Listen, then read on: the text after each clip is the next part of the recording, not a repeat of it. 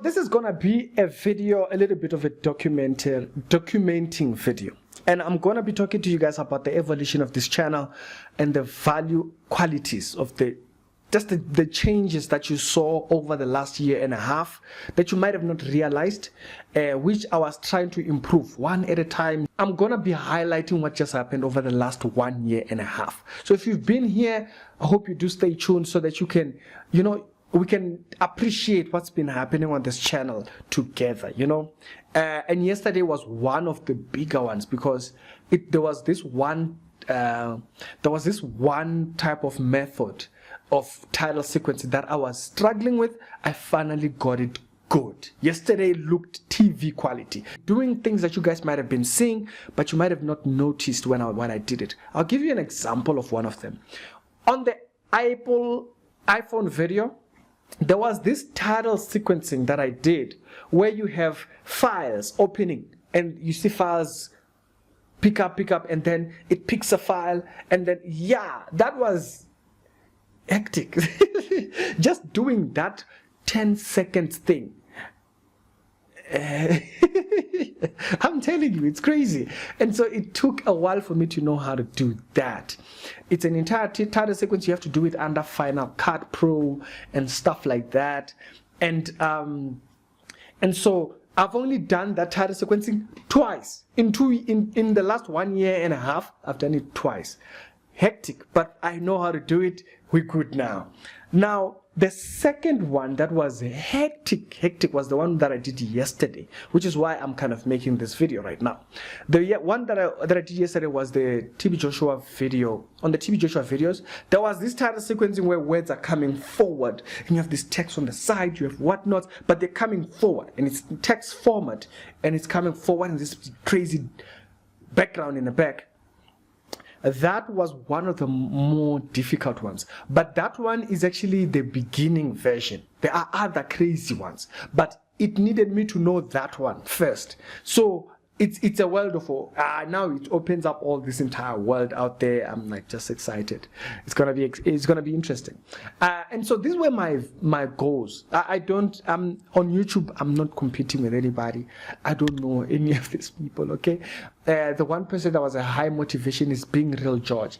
Being Real George's production value is always here.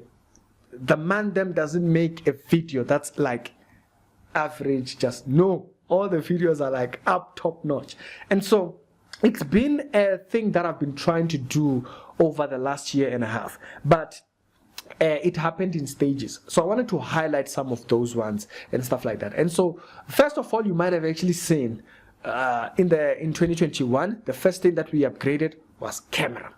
And so I wanted to try and get the camera properly or right. So I even bought a different light, and I had this huge softbox. But the camera was still not doing good color grading, color-wise and whatnot. And so I met a guy who was a professional videographer who stayed in the same building where I used to be in the studio. And so he saw me, he was like, Ricky, let me come through and advise you on the cameras. Great stuff, he showed me that. So when he did that, it opened up for me now being able to say, you know what, let me add another camera. So then I started doing secondary camera thingy. You might have seen me doing a video here, then there'll be a camera there. Yeah, so I got into that to add more into the video production. We got into green screening, and I started doing green screen on a more hectic level.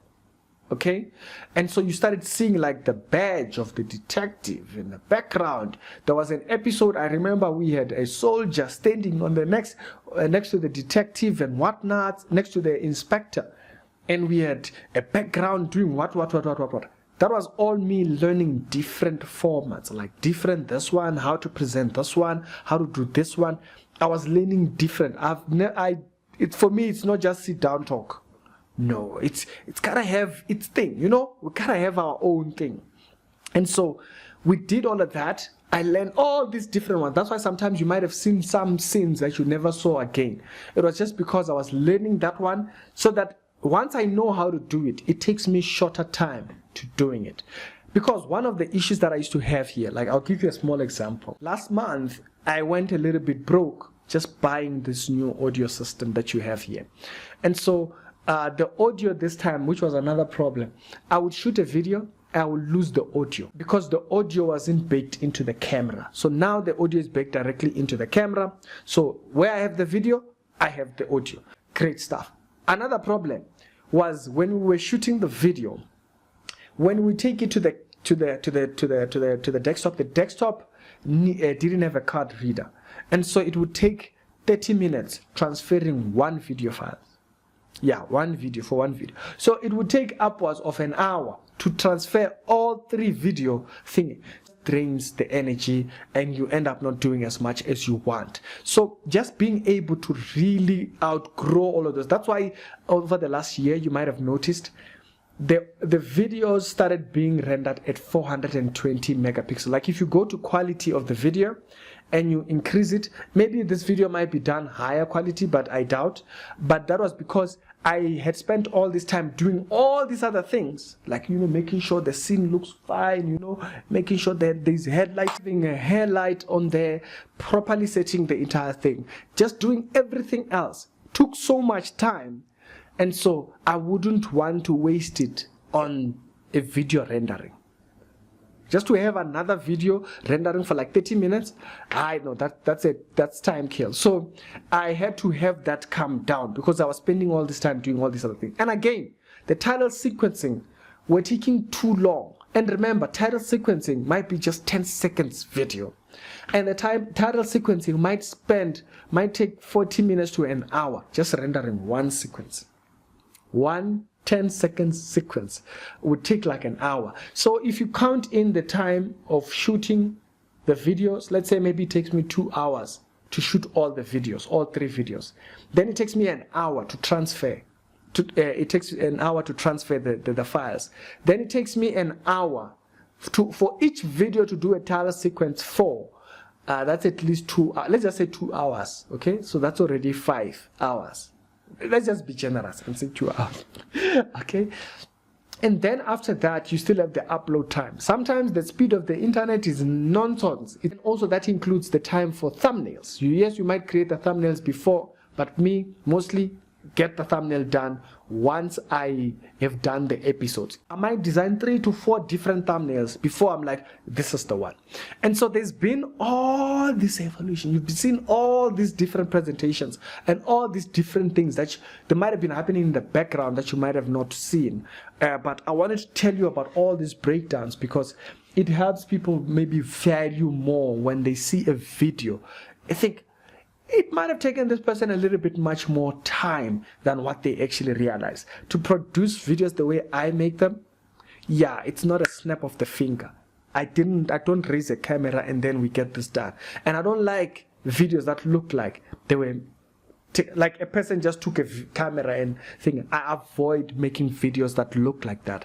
I try to have the best quality at each and every single video because I've learned you don't know that video that's gonna go out there and do the things. For example, yes, I'm wearing my gear that I wear for when I go to play airsoft.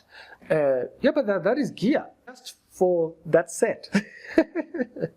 You know, and so for the production value on this channel, I can't tell you how much we've spent on this channel just to have better production value. The set that you see where I'm in the bush, you know, that set, I went to a decoration shop where they do wedding decorations, and they had those things where you can stretch them. So I bought 2 different ones that look different, and I pasted them all at a different so that there is depth to the weeds and whatnot. And those things cost like $300 one.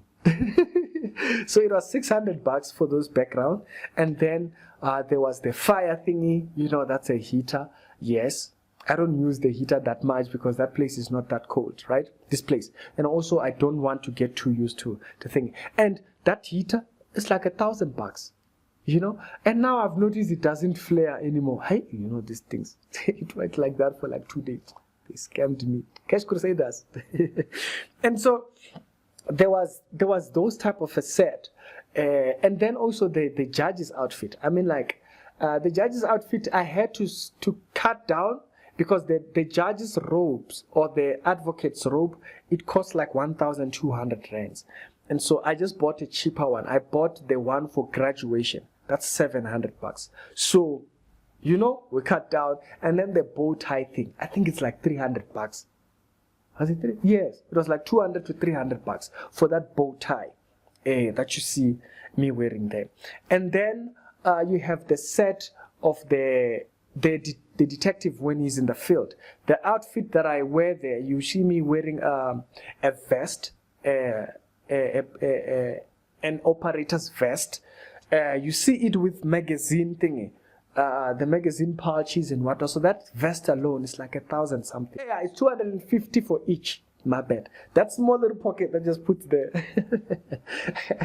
Yeah, and so that vest alone is like 200. It's like $1,000. Then there's a pipe that you might see coming here. Yeah, it's a water pipe that allows you, when we are playing games, you don't want to be going to and fro to getting water, right? Welcome to the most dangerous airsoft site in the world, Abandoned Hospital, Kempton Park, South Africa.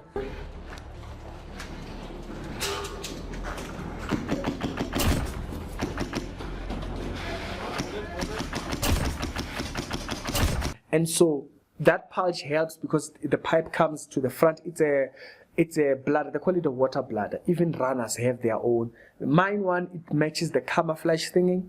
And so that pouch is like $500. Yeah, that pouch, that thingy. And then I got the stickers from the games and everything.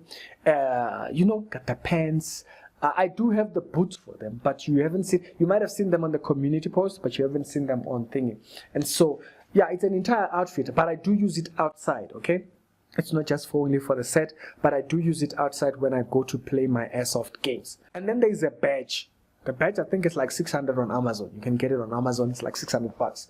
And so, yeah, these are the small little things that you might see in the production. The course that I took is like 6,000 bucks. But they cut the payments into monthly payments, and so you are charged like 600 bucks and something. Every single thing that I do on this channel is very intentional, especially the sets and all these things.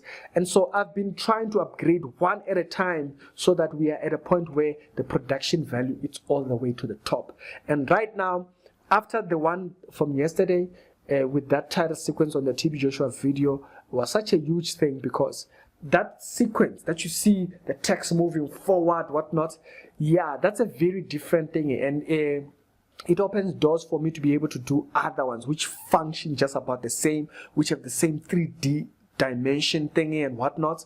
And so, whoa, it's gonna get crazy. You know, I'm very excited by just being able to know that one. To be honest with you, it opens up doors. If you think about the Ricky set, it's a different set. I've only used that set once. Yeah, the set where I'm wearing white in the Ricky video, I've only used that set once. You know, the set that I did on the detective, where I have people standing next behind me and whatnot, on the Racine video, where there's a soldier on the side, there's me there, hey guys, how long it takes to make that video like that? It takes forever. Because first of all, you have the badges. I had to find a place to design a badge and whatnot, and it's a lot. But that was amazing. But there was another video that I once did this background. I can't remember which one it was. Oh yes, Alf Lukau coming back to South Africa. That video, I was sitting in a dungeon interrogation room. Jesus. Do you know how crazy that episode was? The editing in that video was priceless. There's a table in front of me on the video, but not in real life, and my shadow shows on the table. You might have not even noticed. You know, but there's this light at the top. Little do you know that the light was not even real. There wasn't a light on the top. Of course, there was this light, but I had to put in a light and edit a light, and then I faked flares as if there was a flare that was coming from. So it was important for me to go through all of those different edits and see different versions. And so we are at our own journey, grow individually, and leave competition. You know, focus on what your goals are when it comes to what you're trying to do production value-wise. Those videos, they were such a headache, but it was important I do them so that I know oh, there's this set, I can do it like this. There was the video of the Racine video. Ooh, not Racine. Yes, it was Racine. On the Racine video, you will remember the camera is sideways. It's a green screen video that is sideways, but I still look like I'm in the set. I've only done that set once also. That thing was so hectic, but I figured out how to do it, and it's such a headache to do that, because you put the camera, you set it to record, you put up the lights, you put everything, and you sit at an angle. You don't even face the camera, and you are talking, so that you don't look off. If I turn around, look at the camera, I look off. There's only a few times I do this in the video, and only once. I think I did it twice only in the video. But those things are so hectic because you shoot and it doesn't match with the image in the back, so you have to go back. And some of the judges, ooh, Jesus, how did I forget this detail? The judges said those things were so hectic because finding a set of the judge or picture of the judge where there's nobody, it's a headache. So I had to find softwares that try to erase the picture. Sometimes it didn't come out right. So I had to completely redesign even after editing. But we finally figured out how to do all those sets. And so it was more about doing them, then I know how to do it. So when I want to do it next time, it's like, oh yeah, I just have to put this. So it takes me less time.